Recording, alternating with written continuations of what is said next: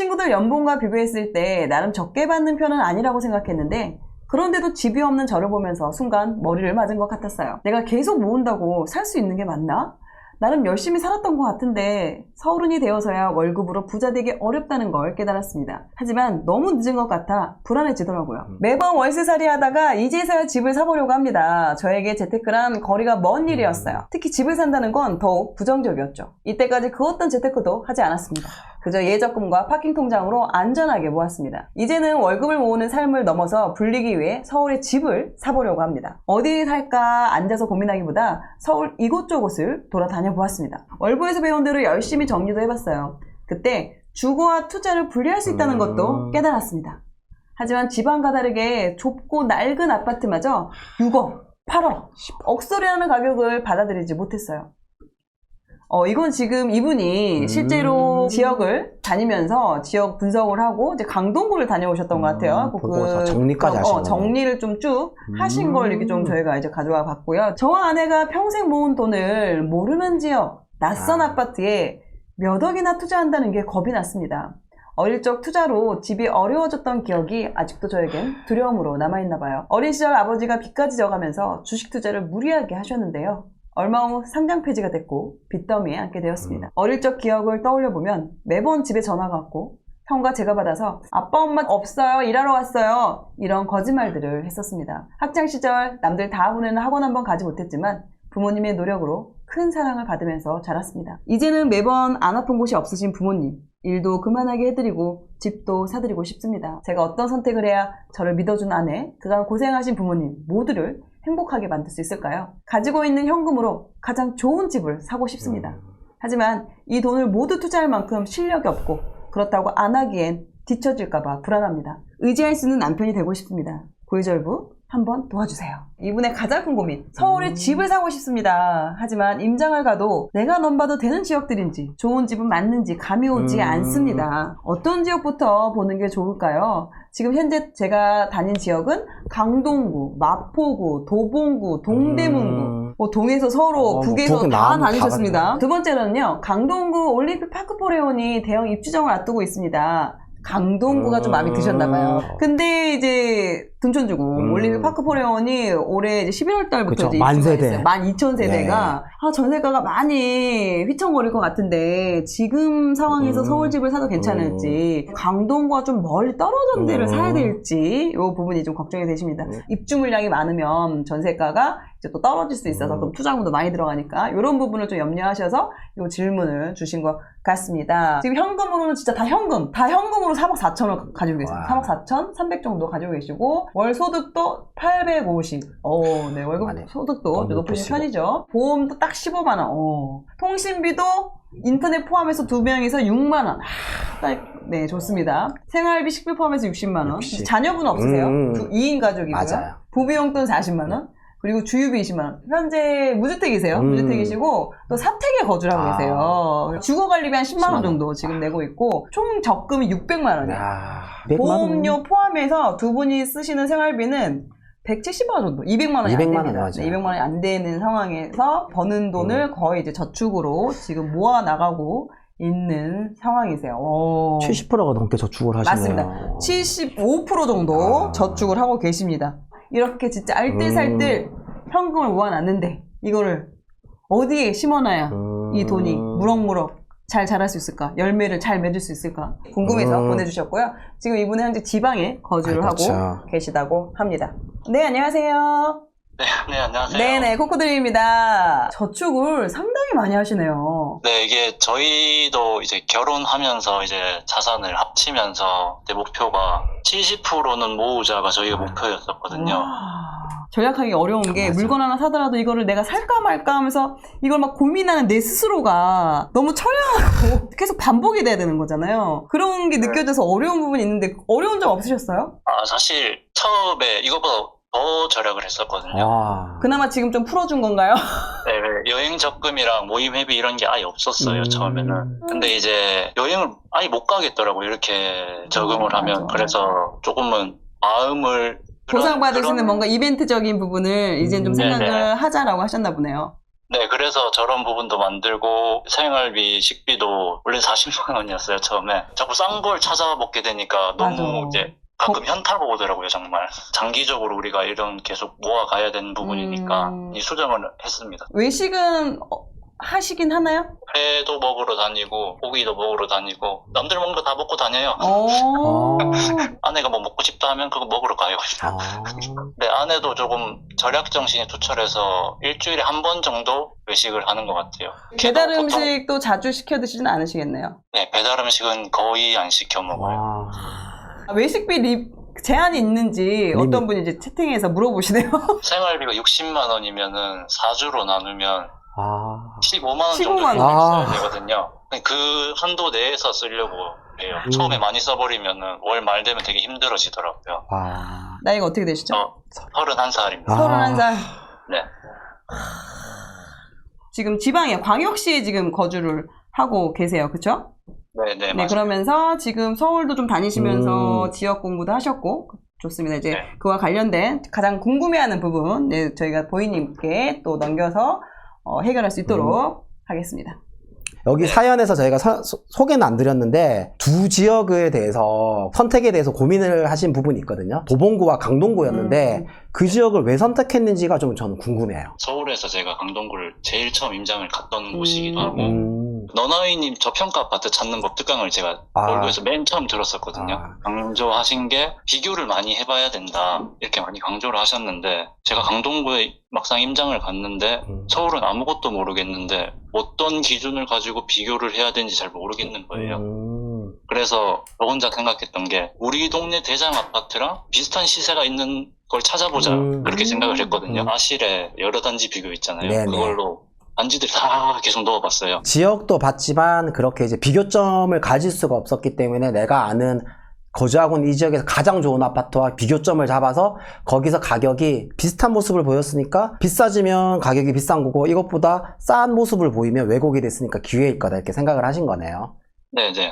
그러면 실제로 강동이나 도봉을 가보셨으면 지역의 차이를 많이 느끼셨을 건데 강동구는 24평 아파트고 도봉구는 34평 아파트를 보셨는데 그래도 도봉구 아파트를 그렇게 또 보신 이유가 뭔지가 또 궁금하거든요. 제가 그 말씀드린 아파트는 사실 강동구에서 선호도가 떨어지는 단지라고 생각이 들어요. 근데 도봉구 아파트는 도봉구 내에서도 손가락 안에 들 만큼 선호도가 높은 아파트라고 생각이 들어서 좋은 지역에 선호가 좀 떨어지는 걸 사야 되는지 아니면은 조금 지역이 떨어지더라도 그 지역 내에서 선호도가 엄청 높은 걸 사야 되는지를 잘 모르겠더라고요. 그러니까 지금 시세는 비슷한데 어떤 게 더 좋은 선택인가 이런 걸 잘 모르겠었어요.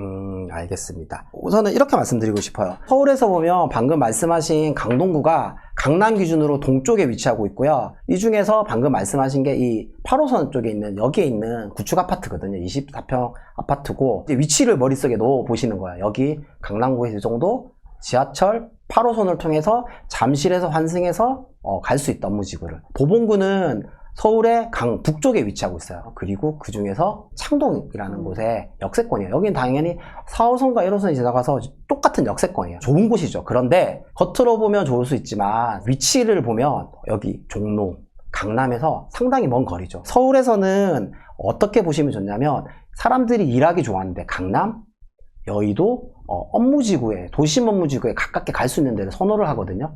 그런데 주로 강남의 일자리가 150만 명 정도가 그 일을 하고 있기 때문에 여기 가까운 걸 되게 선호를 해요. 일자리가 많아서. 그래서 강동구가 더 좋은 땅이고 상대적으로 아파트가 작은 평형이고 주변 환경이 좋지 않아서 별로라고 생각할 수 있겠지만 이 땅의 가치가 되게 중요하고 이 땅의 가치가 바뀌지 않거든요. 오히려 올라가면 올라갈 수 있기 때문에 그 면에서 선택을 할 때 우리가 눈에 보이는 균질성보다는 이 땅의 가치가 좋은 거예요. 왜냐하면 여기에 큰 평수에 아파트가 모여서 좋아 보일 수 있거든요. 창동 역세권이라고 해서 개발도 되고 그리고 GTX가 지나가요. 그렇지만 이런 미래의 호재 가치보다는 현재 가치를 더 높여줄 수 있는 이런 땅의 가치를 먼저 보는 게 필요한 거예요. 그래서 서울을 보시기 당연히 어렵지만 임장을 할 때 사람들이 좋아할 만한 요소가 뭔지, 그 요소가 대부분 강남에 얼마만큼 빨리 갈 수 있는지, 그리고 주변의 환경이 얼마만큼 쾌적한지 이거를 보시면 좋을 것 같아요.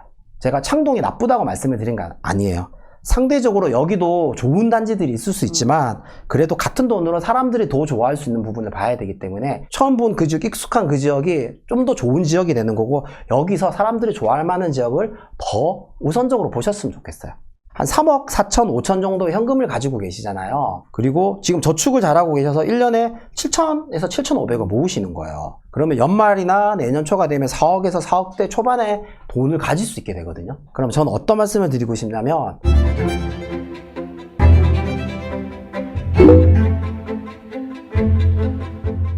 지금 3억대 중반으로도 좋은 투자를 할 수 있지만 너무 급하게 보실 필요가 없다는 거예요. 시간이 지나서 4억 정도까지 할 수 있는 좋은 아파트를 가질 수 있는 지역이 어딘지를 좀 더 공부를 하면서 기회를 보셨으면 좋겠어요.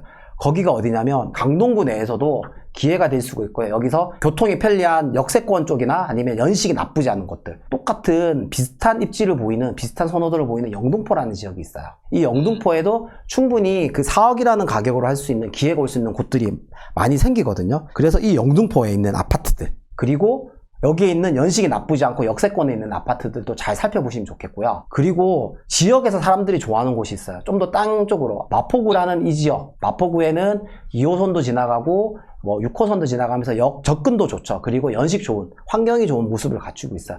그리고 강남에서 가까운 성동구에 5호선이 지나가는 이 행당 금호 쪽에 주변에 있는 아파트, 광진구까지도 가능해요. 돈을 더 모으면서 광진구, 성동구, 영등포구, 마포구까지 넓게 보시면서 그 좋은 아파트를 보는 기회를 가졌으면 좋겠어요. 제가 현금을 4억을 만약에 들고 있다고 해도 네. 세금이나 부대 비용을 합치면은 그 실제로 이 4억이 안 되는 단지들을 제가 물건을 찾아봐야 되는 거잖아요. 그렇죠. 이렇게 설명 돼요. 만약에 충분히 4억 이상까지 돈을 모으고 10억, 9억이 넘어가면 경비가 취득세가 3.3%에서 한 3, 4천 이상의 경비가 들어가는 거고 그 미만은 좀 더 적게 들어가겠죠. 그런데 네네. 그 정도의 가격이 들어간 아파트를 좀 더 조정을 하고 찾았을 때 그 넓게 지역을 봤을 때 충분히 더 많은 지역을 내가 보고 기회를 잡을 수 있게 되는 거예요. 그래서 지금 강동구를 보셨으니까 영등포나 송동이나 마포 사람들이 계속 좋아하는 지역을 좀 넓게 더 보시면서 연말까지 돈을 더 모아서 쌓아가시면 기회가 올 것 같아요.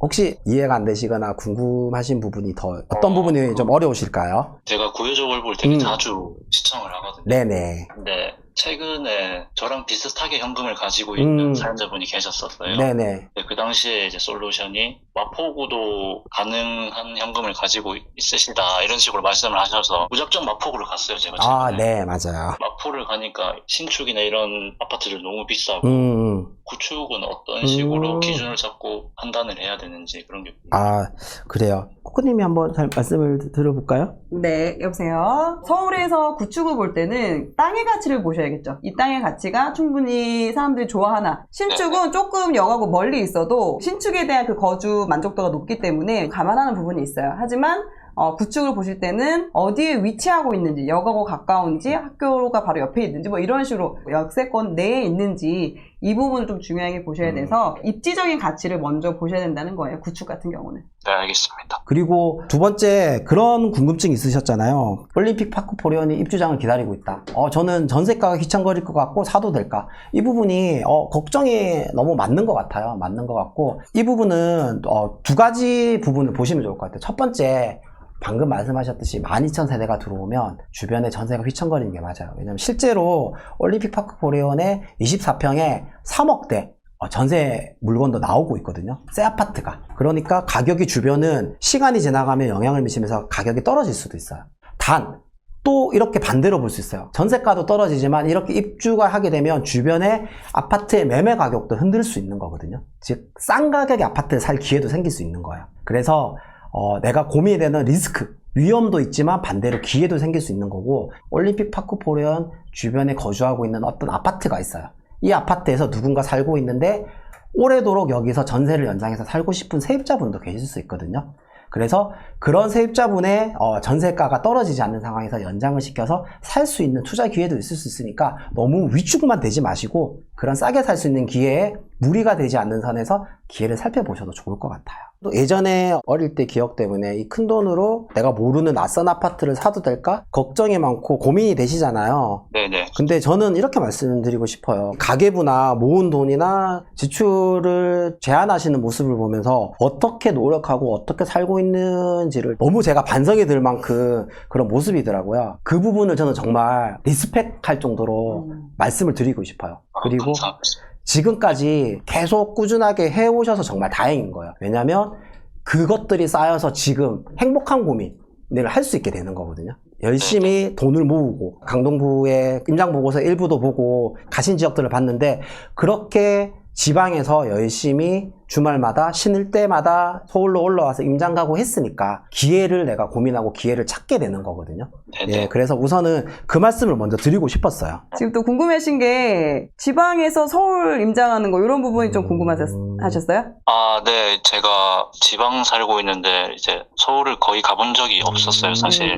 근데 코코님이 지방에 계시면서 이제 서울에 임장을 다니시면서 이제 성공하셨잖아요. 그러니까 처음에 그렇게 갔을 때 뭔가 노하우 같은 게 있었는지 그런 게 궁금했어요. 제가 서울에 이제 임장을 하기 시작하게 된 계기는 아예 처음부터 그래 난 서울에 투자할 거야 라는 마음으로 시작한 건 아니었어요. 광주에는 별로 이렇게 투자나 부동산을 잘 사는 거에 대해서 배울 수가 없으니까 서울에 배워서 광주에다가 투자해야지 이런 마인드였어요. 그래서 어떻게 보면은 서울로 강의를 들어올 수 있었던 것 같아요. 이제 강의를 들으면서 제가 깨달은 거죠. 아, 이왕이면 내가 같은 돈이 있으면 월급쟁이들 아무래도 1년에 아무리 아끼고 모은다 하더라도 일정적인 그 딱 금액이 있잖아요. 그러면 그 금액을 이왕이면은 많이 오르고 사람들이 좋아하는 그런 수도권에 하면 더 좋겠다라는 생각이 들면서 그때부터 이제 서울을 더 열심히 임장을 하러 다녔고요. 그때 당시에 저는 좀 중요했던 게 첫 번째는 일단 자기 객관화가 좀 돼야 된다고 생각을 해요. 그게 어떤 의미냐면 나는 혼자서도 뭔가를 잘하는 사람이야. 자기 관리가 잘 돼 있고 나는 목표를 세우면